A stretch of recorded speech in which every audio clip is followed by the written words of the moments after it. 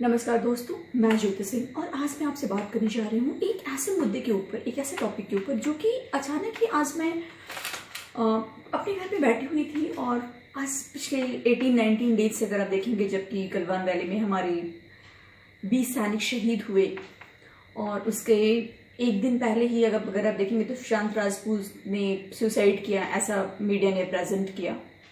तो उन घटनाओं को देखने के बाद में मेरा मन बहुत विचलित था और रियली ये चीज़ें बहुत ज़्यादा मुझे शॉक की और मैंने एक भी वीडियो शूट नहीं किए, because just I was thinking a lot what is happening all these things. My dear friends, बहुत कुछ सोचने समझने के बाद में मुझे एक बात समझ में आई, एक विचार आया बस कि ऐसा लगता है कि हमारे देश के लिए लोकतंत्र ही आज सबसे बड़ा खतरा बन गया है। दोस्तों, हमारा देश लोकतांत्रिक है। लोकतांत्रिक का मतलब कि हर किसी को फ्रीडम ऑफ स्पीच है, पावर है, इक्वालिटी है, this and that, a lot of things, okay. Specially freedom of speech की अगर आप बात करें। दोस्तों, मैं क्यों बोल रही हूँ कि क्या लोकतंत्र हमारे लिए खतरा हो गया है? क्योंकि जब भी कोई अच्छा कार्य होता है तो हम देख रहे हैं कि फ्रीडम ऑफ स्पीच का सहारा लेते हुए बहुत सारे अपोजिशन की जो पार्टियां होती हैं वो अच्छे कार्यों को अपने झूठे आरोपों से धूमिल करने की कोशिश करते हैं और जनता को बरगलाने का कोशिश करते हैं। फॉर एग्जाम्पल, कुछ एग्जाम्पल्स लेते हुए चलते हैं। जैसे आप एग्जाम्पल लीजिए सर्जिकल स्ट्राइक का। जब मोदी जी ने सर्जिकल स्ट्राइक बालाकोट पे की हुई थी और उस टाइम में आपने देखा होगा कि यहाँ तक की पार्टियां पूछ रही थी कि सर्जिकल स्ट्राइक क्या सबूत है इसका, हमें सबूत दिखाओ, हमें सबूत दिखाओ। मतलब कि हम आतंकवादी वहां पे मारने के बाद में आतंकवादियों को लेकर के आए और जो भी पार्टी बोले ले भाई बॉडी ये देख तेरे लिए आतंकवादी में लेकर के आया हूं। हम उसको पूरा चिट्ठा खोला, तुम है कौन साला? जो तुम्हें करना था वो तो तुमने किया नहीं। तुम्हारी खोदी हुई खाई को मैं पाटने की कोशिश करता हूं।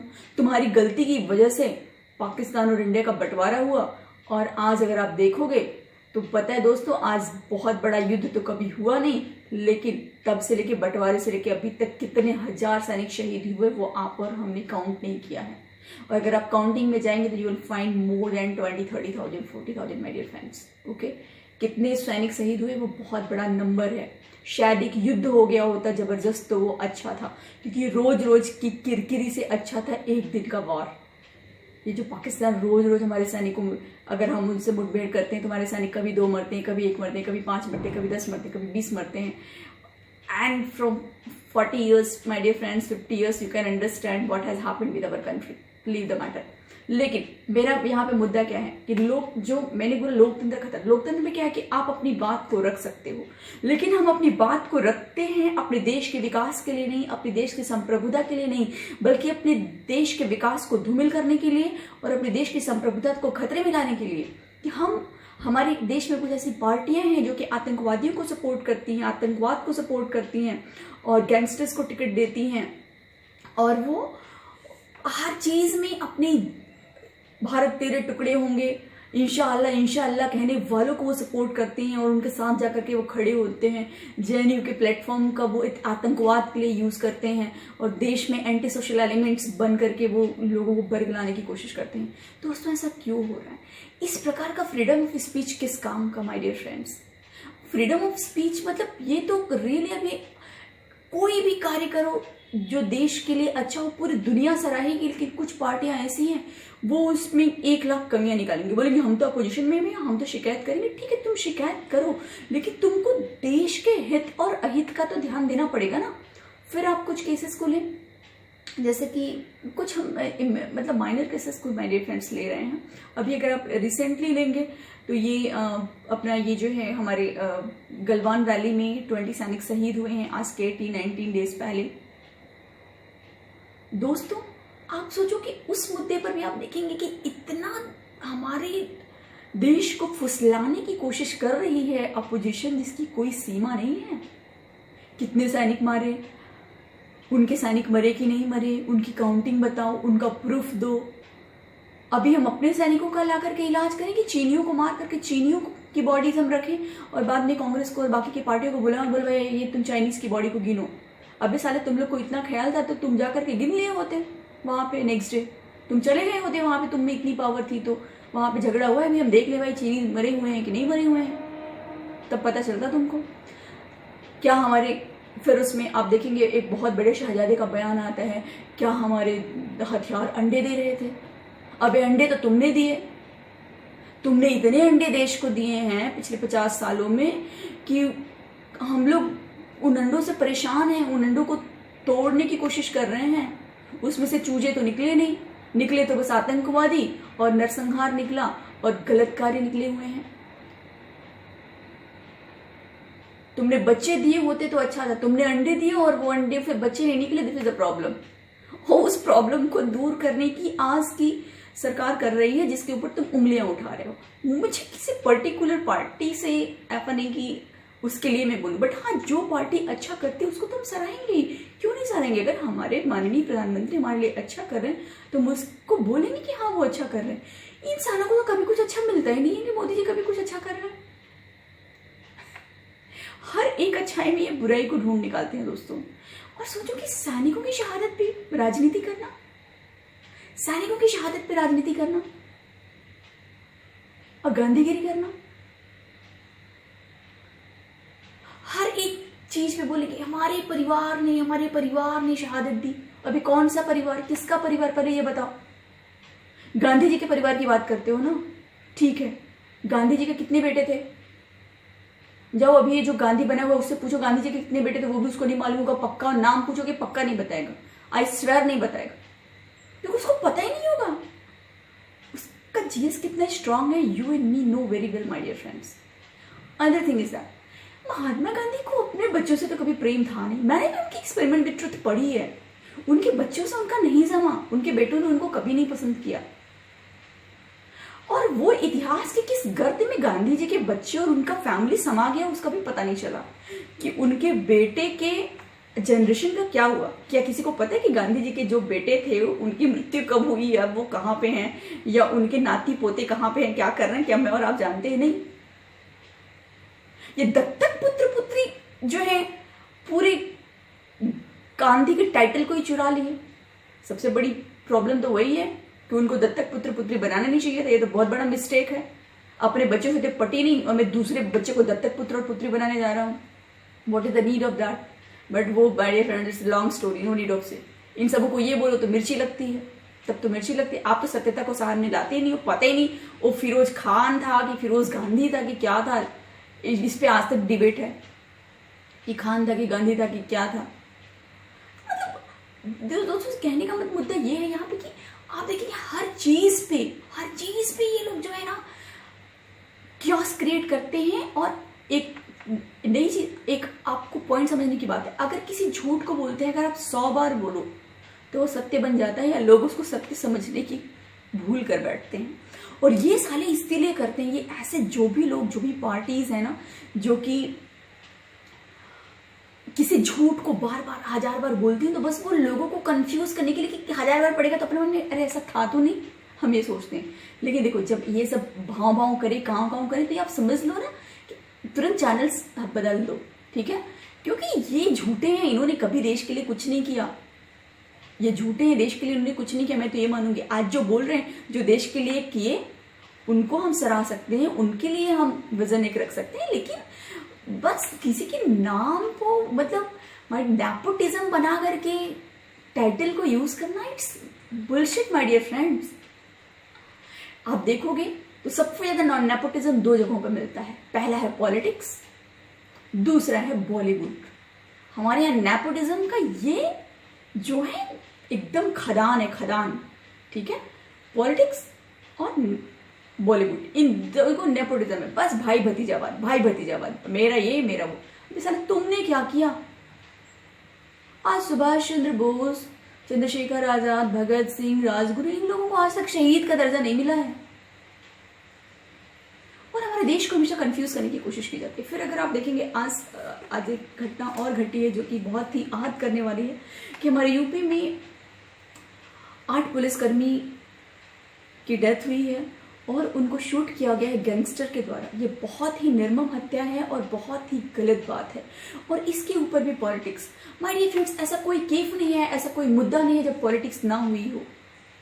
जब 3 तलाक की बात हुई तो एक बात बताओ, ऐसी कौन सी महिला इस धरती पर होगी जो कि अपने जीते जी चाहेगी मेरे पति की शादी हो जाए, जब तक कि वो आज के 70-80 साल पुराने की हड़प्पा मोहनजोदड़ो की खुदाई की महिला ना हो, जो कि बच्चे नहीं होते थे तो अपने पति को बोलती थी किसी और से शादी करके बच्चे पैदा करो, तब के लोग बोला करते थे। लेकिन आज की महिला, उसको बच्चे हो या नहीं, कुछ भी कंडीशन हो, वो कभी अपने पति को, वो हिंदू हो, मुस्लिम हो, सिख हो, ईसाई हो, चाहे जो, माय डियर फ्रेंड्स, अगर वो शादीशुदा है तो अपने पति को कभी भी इजाजत शादी करने की नहीं देगी। और मुस्लिम महिलाओं के साथ क्या होता था वो हम और आप अच्छे तरीके से जानते हैं।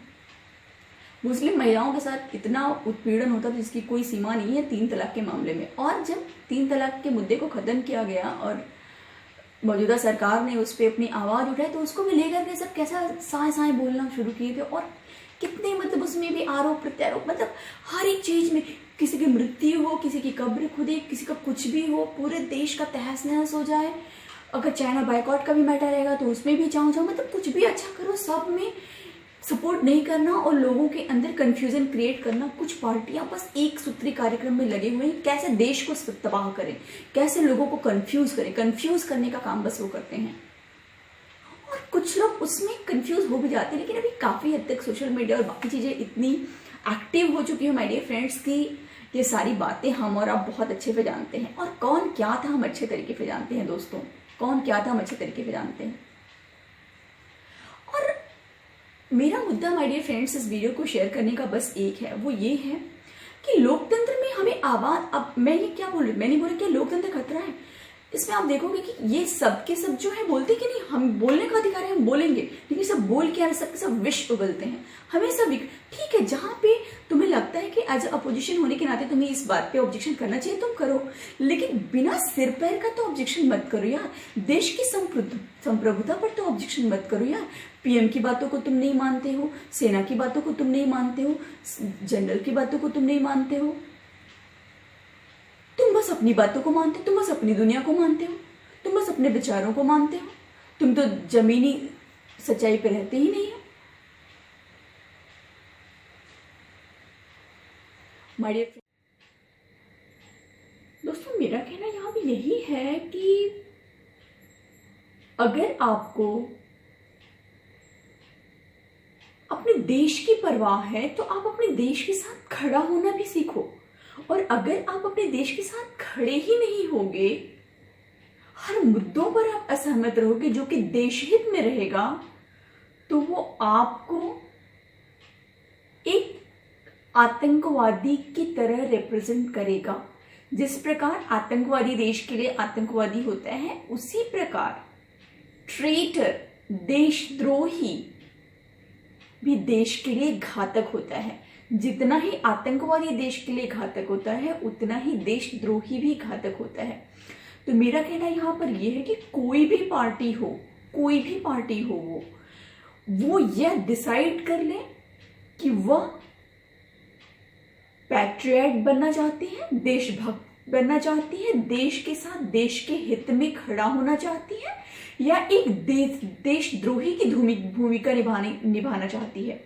क्योंकि ऐसा देखने में आया है कि कुछ पार्टियां पूर्ण रूप से देशद्रोही की भूमिका निभाती हैं और वो एक सत्ताधारी पार्टियां हैं, सत्ता में बनी हुई हैं, लेकिन वो हर एक चीज को कम्युनलिज्म में परिवर्तित करने का कोशिश करती हैं।